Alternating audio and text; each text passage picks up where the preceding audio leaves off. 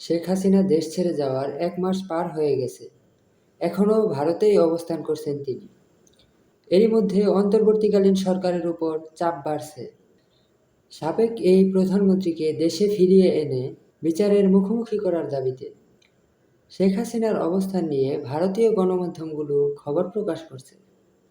তবে শেখ হাসিনাকে ভারত রাখা হবে নাকি দেশে পাঠানো হবে তা নিয়ে অস্ট্রেলিয়া ভিত্তিক নিউজ ওয়েবসাইট দ্য কনভারসেশন একটি প্রতিবেদন প্রকাশ করেছে। সেখানে তুলে ধরা হয়েছে, বিচারের জন্য কি শেখ হাসিনাকে ভারত বাংলাদেশে পাঠাবে? সংবাদটিতে এমন প্রশ্নের ফলাফল নিয়েও আলোচনা করা হয়েছে। এতে বলা হয়েছে, বন্দি বিনিময় চুক্তিতে এটি উল্লেখ আছে, সেটি হলো রাজনৈতিক বিবেচনায় কোনো মামলা হলে কাউকে প্রত্যার্পণ করা যাবে না। আর এই বিষয়টিকে কাজে লাগিয়ে ভারত হাসিনাকে ফেরত দিতে অস্বীকৃতি জানাতে পারে। আবার এই চুক্তিতেই উল্লেখ আছে, হত্যা চেষ্টা, হত্যা, অপহরণ এবং হত্যার উস্কানি দেওয়ার মামলাগুলো রাজনৈতিক মামলা হিসেবে বিবেচিত হবে না।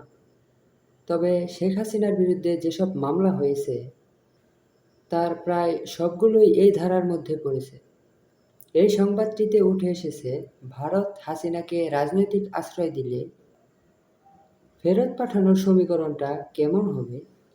প্রতিবেদনে বলা হয়, ভারত যদি হাসিনাকে রাজনৈতিক আশ্রয় দেয়, সেক্ষেত্রে হাসিনাকে ফেরানো কঠিন হবে। তার কারণ, কোনো রাজনৈতিক আশ্রয় প্রার্থীকে ফিরিয়ে দেওয়ার জন্য ভারতের কাছে কোনো বাধ্যবাধকতা থাকবে না। তবে ঢাকা দিল্লির মধ্যকার নতুন সম্পর্ক জোরদার করতে হাসিনা ইস্যুটি ভারতের জন্য অস্বস্তিকর হয়ে দাঁড়িয়েছে। এদিকে শেখ হাসিনার অবস্থান নিয়ে নানা ঘোষ বিএনপি, জামাত ইসলামী সহ শীর্ষ রাজনৈতিক দলগুলো, শুধু তাই নয়, বৈষম্যবিরোধী ছাত্র আন্দোলনের সমন্বয়করা হাসিনাকে দেশে ফিরিয়ে বিচারের আওতায় আনার কথা ভাবছে।